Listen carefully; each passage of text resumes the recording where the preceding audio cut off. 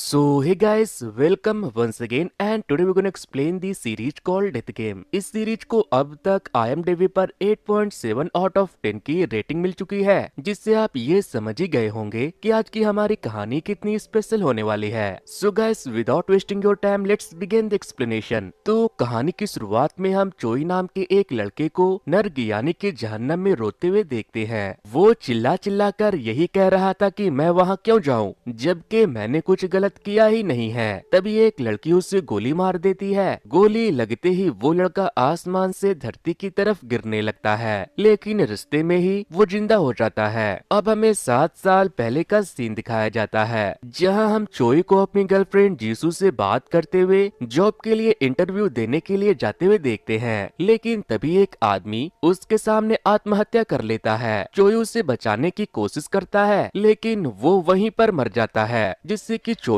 बहुत घबरा जाता है। फिर जब वो इंटरव्यू के लिए जाता है तो उसका ध्यान इंटरव्यूअर के सवालों की जगह उसी आदमी पर था, जिस वजह से वो इंटरव्यूअर के किसी भी सवालों का जवाब ठीक से नहीं दे पाता। इसीलिए उसे जॉब नहीं मिलती। अपने ग्रेजुएशन के बाद जॉब ना मिलने और अपने स्टडी लोन चुकाने के लिए चोई दूसरे अलग अलग काम करना शुरू कर देता है। चोई ग्रेजुएट होने के बाद भी मेरी तरह बेरोजगार था, लेकिन अपना खर्चा पानी चलाने के लिए कभी वो वेटर, कभी ड्राइवर तो कभी डिलीवरी बॉय का काम करने लगता है। इसी बीच वो कंटिन्यू कोई कैदी का जॉब भी ढूंढ रहा था। इसी तरह 7 साल बीत जाते हैं। फिर एक दिन उसे कंपनी से जॉब के लिए कॉल आता है। चोई अच्छे से प्रिपेयर होकर इंटरव्यू देने के लिए चला जाता है। इस बार चोई का इंटरव्यू एक बहुत बड़ी कंपनी में था और आज उसका इंटरव्यू बहुत अच्छा जाता है। फिर जैसे ही वो इंटरव्यू देकर बाहर आता है, उसे उसके दोस्त यही का कॉल आता है, जो उसे बताता है कि तुमने हायोन के जिस स्कीम में पैसा लगाया था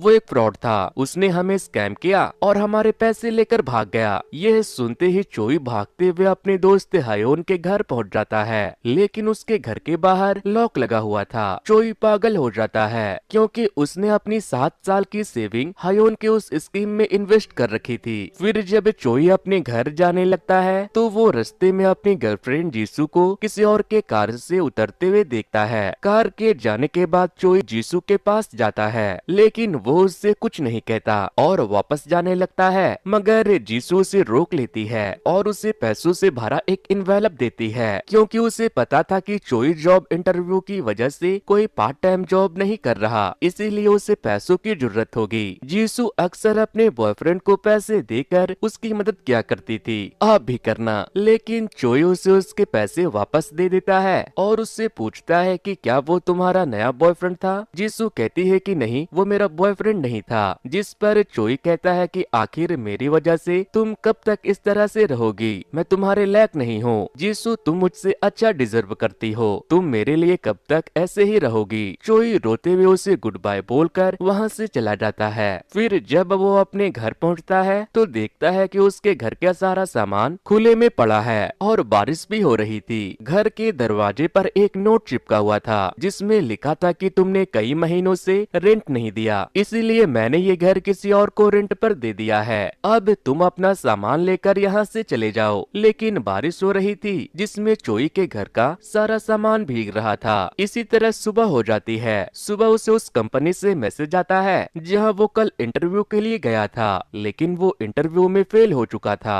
जिसके बाद चोई बहुत रोता है। उसने अपने पैसे खो दिए, उसे जॉब नहीं मिली और उसकी गर्लफ्रेंड ने भी उसे धोखा दिया था। अब उसके पास खोने के लिए कुछ नहीं बचा था, इसीलिए वो खुद को लूजर मानकर एक ऊंची सी बिल्डिंग के ऊपर चला जाता है और वहाँ से कूद जाता है। लेकिन जैसे उसकी आँख खुलती है, वो खुद को एक प्राइवेट जेट में पाता है। उसका चेहरा भी बदल गया था और उसके सामने एक लड़की बैठी थी जिसका नाम डेथ था। डेथ उससे कहती है कि तुम मर चुके हो। चोई उससे पूछता है कि तुम कौन हो, जिस पर वो अपने आंखों से चश्मा हटाती है तो चोई को उसके आंखों के अंदर कुछ विजन दिखाई देने लगती है, जहां डेथ उसे उठाकर जहन्नम के ज़ॉम्बीज़ के बीच में फेंक देती है, जो उसे खा लेते हैं। लेकिन ये तो बस एक सपना था जो कि डेथ चोई को अपने आंखों में दिखा रही थी। चोई बहुत घबरा जाता है। इसके बाद डेथ उससे कहती है कि तुमने भगवान के बनाई सबसे खूबसूरत चीज को नष्ट किया है, इसीलिए मैं तुम्हें 12 बार 12 लोगों के शरीर में जिंदा करूंगी और 12 अलग अलग तरीके से मारकर सजा दूंगी ताकि तुम्हें ये पता चले कि मौत कितना तकलीफ देता है। फिर वो उससे ये भी बताती है कि अगर तुमने अपने मौत को चकमा दे दिया तो तुम उसी के शरीर के साथ अपनी बाकी की जिंदगी बिता सकते हो।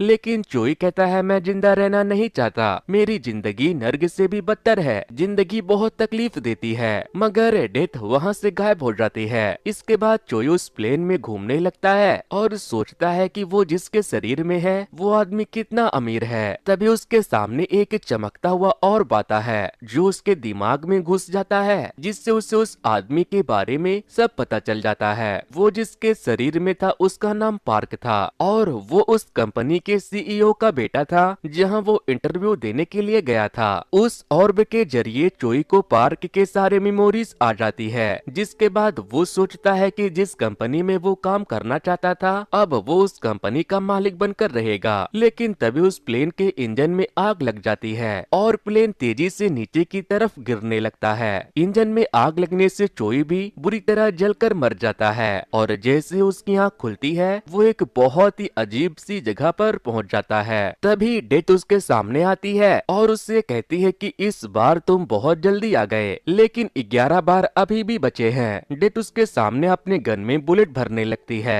चोई पूछता है तुम्हारे पास गन क्यों है, इससे तो लोग मरते हैं। जिस पर वो कहती है कि मेरे लिए इससे आत्महत्या करने वाले लोग जिंदा होते हैं। फिर चोई पूछता है कि अगर मैं 12 में से किसी एक भी शरीर में जिंदा नहीं रह पाया तो फिर मेरे साथ क्या होगा। डेथ कहती है कि अगर ऐसा हुआ तो तुम नर्क में जाओगे। चोई पूछता है कि वो कहाँ है, जिस पर डेथ उसे लेकर नर्क का नजारा दिखाने पहुंच जाती है, जहाँ की चीखें और आग को देखकर चोई समझ जाता है कि उसने सुसाइड करके कितनी बड़ी गलती की है। इसीलिए वो डेथ के आगे अपनी जान की भीख मांगने लगता है और कहता है कि तुम मुझे माफ कर दो, अगर मुझे ये सब पता होता तो मैं कभी भी खुदकुशी नहीं करता। डेथ कहती है कि अब पता चला ना कि नर्क किसे कहते हैं और तकलीफ जिंदगी देती है या मौत। फिर वो उससे कहती है कि अगर तुम नर्क नहीं जाना चाहते तो ट्राई करो कि तुम किसी के बॉडी में तब तक जिंदा रहो जब तक हम तुम्हें नहीं मार देते। इसके बाद तुम डायरेक्ट जजमेंट के दिन जिंदा किए जाओगे, जहाँ शॉर्ट हैंड गॉड तुम्हारे गुनाहों को माफ कर देंगे और तुम नर्क जाने से बच जाओगे।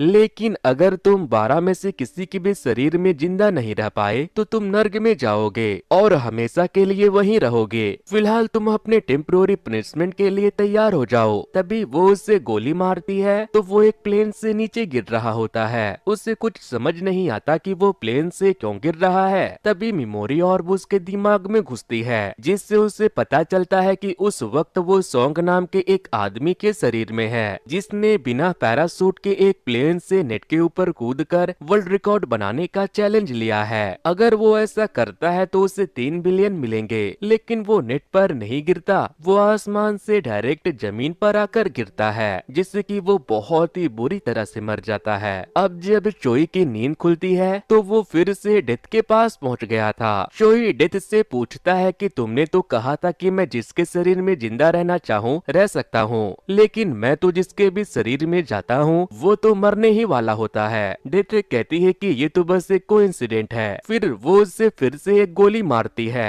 इस बार उसकी आँख खुलती है तो वो एक स्कूल स्टूडेंट के बॉडी में था, जहाँ वो देखता है कि एक लड़का सॉन्ग यानी कि चोई का बिना पैरासूट के प्लेन से कूदने वाले वीडियो को देखकर हंस रहा है। वो उसे मारने के लिए जाता है क्योंकि वो किसी के मौत पर हंस रहा था। लेकिन तभी मेमोरी ऑर्ब उसके अंदर घुस जाती है, जिससे उसे पता चलता है कि वो जिसके शरीर में है उसका नाम केवॉन है, जिसे स्कूल जाना बिल्कुल भी पसंद नहीं है क्योंकि स्कूल के सीनियर बच्चे उसे बहुत परेशान करते हैं। इसीलिए उसने सुसाइड करने का भी डिसाइड कर लिया था। चोई को जब ये सब पता चलता है तो वो उस स्टूडेंट को नहीं मारता और सीधे जाकर अपने सीट पर बैठ जाता है, जहां वो केवॉन के सुसाइड नोट को भी पढ़ता है। जिसके बाद चोई सोचता है कि अब तो मैं इसके शरीर में हूँ, इसीलिए मैं नहीं मरूंगा तो ये कैसे मरेगा। वो ये सोचकर बहुत खुश होने लगता है। लेकिन तभी जिन नाम का एक लड़का आकर उसे मारता है और उससे पूछता है कि गधे कहीं के तुम क्यों हंस रहे हो, मैंने तुम्हें स्ट्रॉबेरी मिल्क लाने को कहा था। लेकिन चोई उठकर उसे मारने लगता है। जिनके दोस्त चोई को रोकते हैं तो वो उन्हें भी मारता है कि वो उनके अंदर चोई की आत्मा आ चुकी थी, इसीलिए वो अपने से कम एज के लड़कों को खूब मारता है। लेकिन तभी वहाँ पर जिन जिनका एक और दोस्त टाई आ जाता है जो कि चोई से भी ज्यादा ताकतवर था।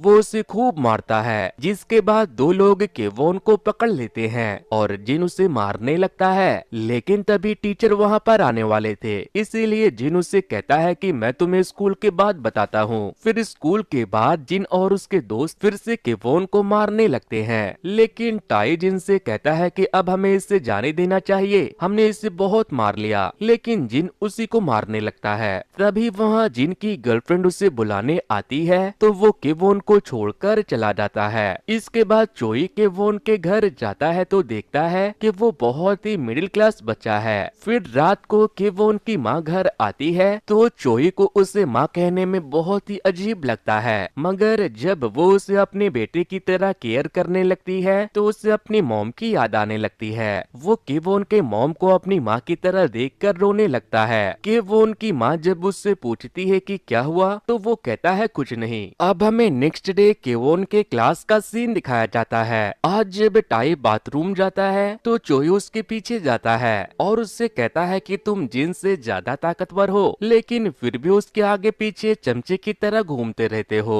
और वो तुम्हें मारता भी है। टाई कहता है तुम मुझे ये सब क्यों कह रहे हो, क्या तुम मुझसे मार खाना चाहते हो? चोई कहता है कि नहीं, तुम मुझसे बड़े और ज्यादा ताकतवर हो, लेकिन फिर भी वो तुम्हें हर वक्त मारता रहता है। तभी जिन वहाँ आ जाता है और उन दोनों से पूछता है कि तुम दोनों यहाँ क्या कर रहे हो? टाई कहता है कुछ नहीं, बस इसे इसकी औकात याद दिला रहा था। जिस पर जिन उसे मारते हुए कहता है कि तो फिर अच्छे से समझाना। इसके बाद वो वहाँ से चला जाता है। उसके जाने के बाद टाई भी वहाँ से जाने लगता है, लेकिन चोई उसके पीछे जाता है। तभी टाई उसे बताता है कि मैं जिनसे नहीं डरता, बल्कि उसके सीनियर फ्रेंड से डरता हूँ। अगर मैंने जिनको कुछ भी किया तो वो अपने सीनियर फ्रेंड को ले आएगा, जिससे मैं एक बार पहले ही जिनके चक्कर में पिट चुका हूँ। फिर थोड़ी देर के बाद जब चोई लंच कर रहा था तभी जिन वहाँ आकर उसका सर सूप के बॉल में डाल देता है, लेकिन चोई पूरा का पूरा बॉल उसके सर पर उलटकर भाग जाता है। जिसके बाद वो टाई से उसे पकड़कर लाने को कहता है तो वो कहता है मैं उसे पकड़ने के चक्कर में अपना लंच क्यों मिस करूं। इस तरह से वो उसके इंसल्ट कर देता है। ये सब उसकी गर्लफ्रेंड भी देख लेती है। थोड़ी देर के बाद जिन अपने सीनियर फ्रेंड्स के साथ स्कूल में पहुंच जाता है, लेकिन वो उन्हें ये बोलकर लाया था कि टाई ने उसकी इंसल्ट की है, लेकिन टाई कह देता है कि नहीं, मैंने उसे कुछ नहीं किया, केवोन ने उसके ऊपर सूप डाला था।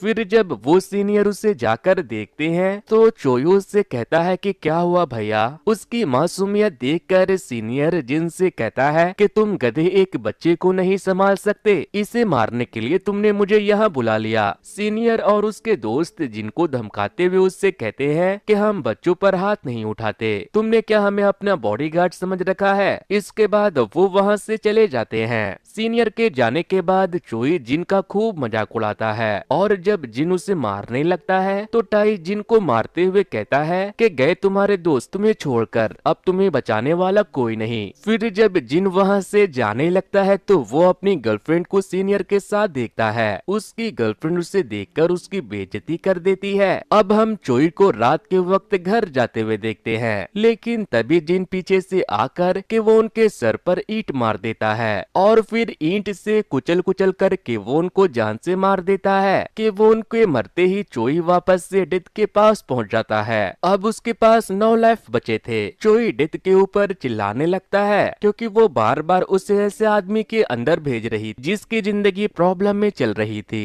चोई कहता है कि इस तरह से तो मैं नर्क में ही जाऊंगा, अब जब मुझे नर्क में जाना ही है तो मुझे अभी ही डाल दो, मैं मौत के वक्त होने वाले दर्द को बर्दाश्त नहीं कर सकता। जिस पर वो कहती है कि नर्क तो मौत के बाद मिलेगी, लेकिन इससे पहले तुम्हें सजा भुगतना पड़ेगा। बाकी तुम किसके शरीर में जाते हो और उसे जिंदा रखने के लिए तुम क्या क्या करते हो ये तुम्हारे ऊपर डिपेंड करता है। डेथ फिर से उसे शूट कर देती है। इस बार जब चोई की आँख खुलती है तो कुछ लोग उसे टॉर्चर कर रहे थे। उनका लीडर चोई से पूछता है कि लड़की और पैसा कहाँ है। चोई कहता है कि मुझे नहीं पता। वो लोग फिर से उसे टॉर्चर करने के लिए आगे बढ़ने लगते हैं, लेकिन तभी मेमोरी और उसके अंदर आकर घुस जाता है, जिससे उसे पता चलता है कि उसका नाम ली है और वो एक बहुत ही खतरनाक गैंगस्टर का टीम मेंबर है, जिसकी एक बहुत ही खूबसूरत सी बीवी है। एक दिन वो गैंगस्टर अपनी बीवी को बहुत मारता है, जिसके बाद वो ली से कहती है कि मैं यहाँ नहीं रहना चाहती, क्या तुम मेरे साथ चलोगे। जिसके बाद जिन सबसे पहले अपने बॉस के 10 मिलियन चुराकर किसी सेफ जगह पर पहुंचाकर अपनी बॉस की बीवी से मिलने के लिए जाने लगता है। लेकिन रास्ते में ही बॉस के लोग उसे पकड़ लेते हैं। जिन तो पकड़ा गया था,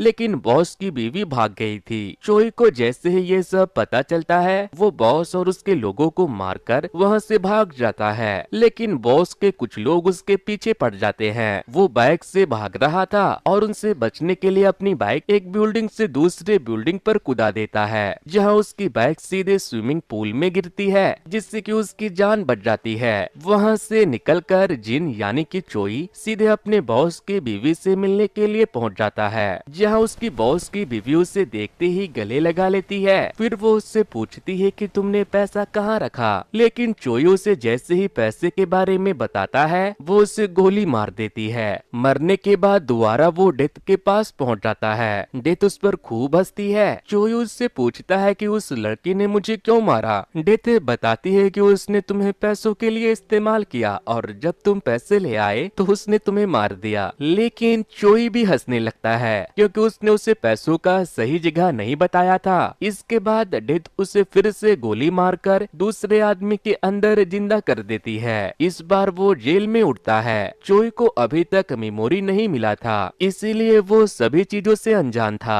वो अपने रूममेट से पूछता है कि मैं यहाँ से कब बाहर निकलूंगा, जिस पर वो उसे बताता है कि 4 साल के बाद। लेकिन वहाँ पर जिन भी उसका रूममेट होता है, जिसे केवोन के मारने के जुल्म में जेल हो गई थी। लेकिन जिन ने पूरे जेल में ये खबर फैला रखी थी कि वो एक बहुत ही खतरनाक साइकोपैथ किलर है और उसने बहुत सारे लोगों को मारा है। उसके रूममेट उससे बहुत डरते थे, लेकिन चोई उसे देखते ही मारने लगता है। वो उसे बहुत मारता है, जिसके बाद उसके रूममेट उसे पकड़ लेते हैं और बताते हैं कि ये तुम्हें जान से मार देगा, तुम पागल हो गए हो क्या। तभी चोई को उसका मेमोरी ऑर्ब मिलता है, जिससे उसे पता चलता है कि वो जिसके शरीर में है उसका नाम सेंग है। सेंग अपनी माँ का लोन चुकाने के लिए एक अमीर आदमी की जगह जेल चला आया था, जिसने एक लड़की को अपने कार से टक्कर मार दिया था, जिसके बाद उसकी जान चली गई थी। अपने बदले सेंग को जेल भेजकर वो अमीर आदमी सेंग के माँ को ढेर सारा पैसा देता है। लेकिन सेंग उस आदमी को ब्लैकमेल कर रहा था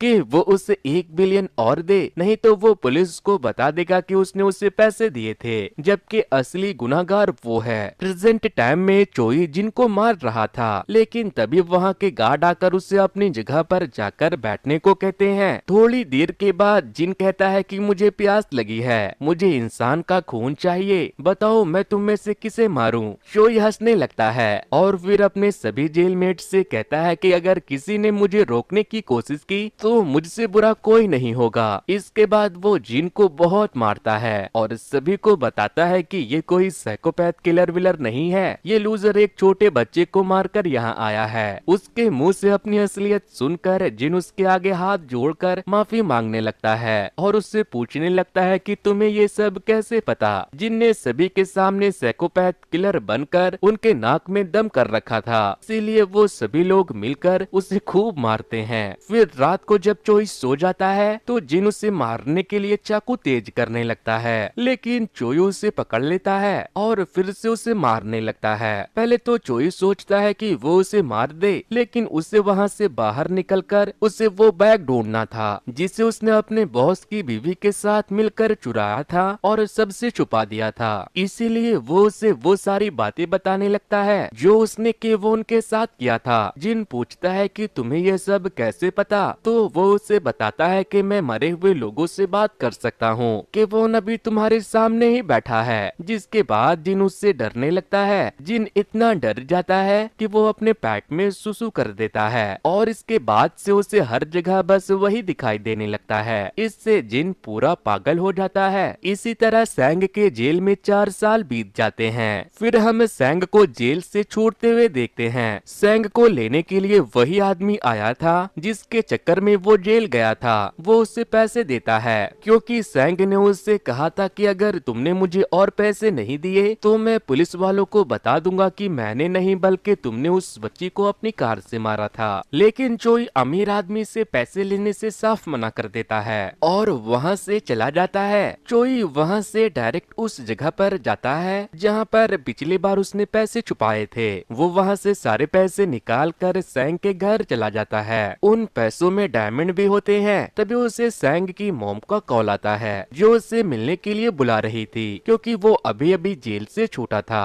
सैंग की मॉम की आवाज सुनकर चोई को अपनी मॉम की याद आने लगती है। वो अपनी मॉम को याद करके खूब रोता है। फिर वो आधे पैसे एक मॉल के लॉकर में रख कर बाकी के पैसों को लेकर सैंग की मॉम को देने के लिए निकल जाता है। लेकिन तभी रास्ते में एक आदमी उसे चाकू मार देता है। चोई उससे पूछता है कि तुम कौन हो, तो वो बताता है कि मैं वही हूँ जिसके बेटी को तुमने कार से ठोका था। लेकिन चोई उसे बता देता है कि तुम्हारी बेटी को टक्कर मारने वाला मैं नहीं बल्कि कोई और था। जिसके बाद उस लड़की का बाप वहाँ से भाग जाता है। लेकिन उसके जाते ही जो लड़का उसके साथ जेल में था वो वहाँ आ जाता है। चोई को लगता है कि शायद वो उसे बचा लेगा, लेकिन वही उसे चाकू मार देता है क्योंकि जिस आदमी के बदले सैंग जेल गया था उसने उसके जेलमेट को उसे मारने के लिए पैसे दिए थे ताकि फ्यूचर में सैंग उसके लिए कोई परेशानी ना खड़ी कर दे। चोई एक बार फिर से मरकर डेथ के पास पहुंच गया था। चोई बहुत रोता है क्योंकि वो बहुत परेशान हो गया था और अब उसके पास 7 लाइफ ही बचे थे। चोई डेथ से कहता है कि चलो मारो मुझे। डेथ उसे फिर से मार देती है। इस बार उसे होश आता है तो वो एक बच्चे के अंदर उठता है, लेकिन वो रोने लगता है क्योंकि उसे लॉकर से पैसे निकालने थे। तभी उस बच्चे की माँ वहाँ आती है और उसे अपने साथ लेकर गुस्से में चली जाती है। वो बच्चे को कार के पीछे बैठाकर उस पर बहुत चिल्लाती है क्योंकि अपने बच्चे की वजह से वो बहुत डिस्टर्ब हो रही थी। वो उसे घर ले जाकर सोफे पर फेंक देती है। तभी उस बच्चे का बाप आता है और जबरदस्ती उस बच्चे को एक्सपायर्ड फूड खिलाने लगता है क्योंकि वो भी अपने बच्चे से प्यार नहीं करता था। तभी वहाँ पर चाइल्ड अब्यूज सेंटर से कुछ ऑफिसर आते हैं क्योंकि उन्हें पता चला था कि वो अपने बच्चे को मारते पीटते हैं। लेकिन उस बच्चे के डैड चाइल्ड वेलफेयर डिपार्टमेंट में थे, इसीलिए पुलिस वहाँ से चली जाती है। लेकिन चोई रो रो कर उन्हें रोकने की कोशिश करता है, लेकिन वो एक बच्चे की आवाज नहीं समझ सकते थे। वो नहीं रुकते, मगर उनके जाने के बाद उस बच्चे की माँ तकिए से उस बच्चे का गला दबा देती है। बेचारा चोई एक बार फिर से मर चुका था। वो डेथ के ऊपर बहुत चिल्लाता है कि उसे उस बच्चे के माँ बाप जैसे लोगों को सजा देनी चाहिए, ना कि उसे। डेथ कहती है कि उसका हिसाब तो एक न एक दिन होकर रहेगा, लेकिन तुम्हारा गुनाह इन सब से बड़ा है, और वो फिर से उसे गोली मार देती है। इस बार चोई की नींद खुलती है तो वो भागते हुए उस मॉल में जाता है जहाँ उसने अपने बच्चे से पहले वाले जन्म में पैसे छुपाए थे। तभी वो देखता है कि इस बार वो जिस लड़के के बॉडी में है वो एक मॉडल है। उसके पोस्टर भी वहाँ लगे हुए थे। तभी मेमोरी और आकर उसके शरीर में घुसती है, जिससे उसे पता चलता है कि उसका नाम जैंग है और वो एक मॉडल ही है। चोई सोचता है कि अब तो मेरे पास पैसा और शक्ल दोनों है, इस बार तो मैं नहीं मरने वाला। चोई जैंग के घर चला जाता है जहाँ वो उस कपल के अरेस्ट की न्यूज देखता है जिसने उस बच्चे को मारा था। तभी उससे जैंग के एक दोस्त का फोन आता है जो उसे एक वीआईपी पार्टी में आने के लिए कहता है। जैंग वहाँ जाता है तो उसका दोस्त उसे बताता है कि ये पार्टी टैकिंग ग्रुप के सीईओ ने रखी है। तभी वहाँ पर टैकिंग ग्रुप का सीईओ आता है। ये वही आदमी था जिसके पास चोई अपना आखिरी इंटरव्यू देने के लिए गया था। नेक्स्ट डे चोई को जैंग का बड़ा भाई उसे उठाने के लिए आता है और उसे कहता है कि जल्दी करो, तुमने कहा था कि आज तुम कैफे में मेरी हेल्प करोगे। जिसके बाद चोई उसके साथ कैफे चला जाता है और वहाँ वेटर का काम करने लगता है। लेकिन तभी वो वहाँ पर अपनी गर्लफ्रेंड जीसू को देखता है जो हर रोज उस कैफे में कॉफी पीने के लिए आया करती थी। चोई काम करते हुए बस उसे ही देखे जा रहा था। तभी उसका भाई उसे बताता है कि वो एक बहुत ही फेमस नोवेलिस्ट है। जिसके बाद चोई यूट्यूब पर जीसू के फिक्शनल नोवेल के सक्सेसफुल होने के बाद के इंटरव्यू को देखता है, जहां वो इंटरव्यूअर को बताती है कि उसके सक्सेस होने के पीछे उसके बॉयफ्रेंड चोई का हाथ है। लेकिन उसने अब तक चोई को ये नहीं बताया कि उसका नोवेल सक्सेसफुल हुआ है। ये इंटरव्यू चोई के आत्महत्या करने वाले दिन का था। इसके बाद चोई लाइब्रेरी में जाकर उसकी लिखी हुई उस फेमस बुक को पढ़ने लगता है जिसमें चोई और जीसू के लाइफ से रिलेटेड बहुत सी बातें लिखी हुई थी। तभी उसे रियलाइज होता है कि उस दिन जो इन्वेलप जीसू से दे रही थी उसमें उसके नोवेल नॉवेल्स का प्राइज मनी था। फिर चोई के कैफे जीसू से मिलने के लिए वही लड़का आता है जिसके कार से उस दिन वो उतरी थी। दरअसल वो लड़का जीसू का भाई था, लेकिन चोई ने उसे समझाने का मौका ही नहीं दिया था। फिर अगले दिन जब जीसू कॉफी पीने के लिए आती है तो चोई उसके पास जाता है और उससे कहता है कि आप बहुत अच्छा लिखती हो, क्या आप मेरी कहानी सुनना चाहोगी? जीसू कहती है हाँ क्यों नहीं, बताओ क्या है तुम्हारी कहानी। जिसके बाद चोई उसे अपने सुसाइड के बाद की कहानी सुनाने लगता है, जिसमें वो बताता है कि कैसे उसके सुसाइड करने के बाद डेथ उसे बार बार जिंदा करके मार रही है। जीसू की उसकी कहानी बस कहानी ही लगती है, इसीलिए वो उसे इग्नोर कर देती है और कहती है कि आगे की कहानी तुम मुझे कल सुनाना। जीसू वहाँ से चोई के फोटो के पास जाती है और उसे देखकर खूब रोती है। वो कहती है तुम्हारे जाने के बाद मैं खाती हूँ, पीती हूँ, सोती हूँ, लेकिन थोड़ा भी खुश नहीं रहती। मैं तुम्हें बहुत मिस करती हूँ। चोई भी दूर से खड़ा होकर उसे देख रहा था। उसके जाने के बाद चोई अपने फोटो के पास जाता है तो वहाँ पर उसकी मॉम भी थी जो चोई की फोटो को साफ कर रही थी। इसके बाद चोई की मॉम बाथरूम में जाकर चोई का नाम लेकर खूब रोती है। ये सब देखकर चोई भी खूब रोता है और अफसोस करता है कि आखिर उसने ऐसा क्यों किया।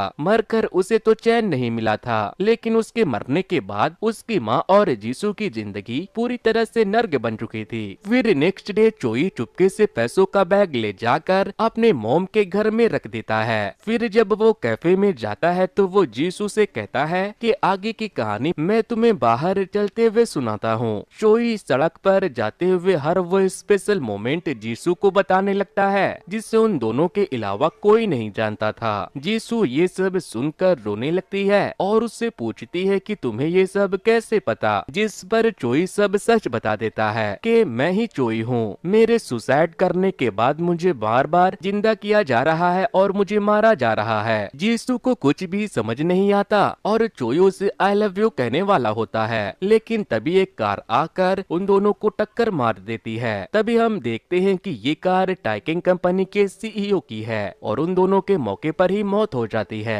फिर जब चोई की आँख खुलती है तो वो फिर से डेथ के पास पहुंच गया था। वो बहुत रोता है। अब उसके पास बस 6 लाइफ बचे थे, लेकिन उसकी गर्लफ्रेंड मर चुकी थी जो शायद अब उसे क्यामत के दिन ही मिलने वाली थी। दोस्तों इस सीरीज की आगे की जो कहानी है वो बहुत ही इंटरेस्टिंग है। इस वीडियो का नेक्स्ट पार्ट बिल्कुल भी मिस मत करना। नेक्स्ट पार्ट देखने के लिए जल्दी से इस वीडियो पर 2000 लाइक कंप्लीट कर दें। और अगर आप नए हो और सेकंड पार्ट को मिस नहीं करना चाहते हो तो इस वीडियो को लाइक करने के बाद हमारे चैनल को जरूर से सब्सक्राइब कर देना। और अगर आप एक ऐसे इंटरेस्टिंग से स्टोरी को सुनना चाहते हो तो वॉच नेक्स्ट पर क्लिक करके उसे जरूर से सुन सकते हो। और अगर आप एक ऐसे इंटरेस्टिंग से स्टोरी को सुनना चाहते हो तो वॉच नेक्स्ट पर क्लिक कर सकते हो। सो वेल गाइस, आज के वीडियो में इतना ही। Thanks to, good bye.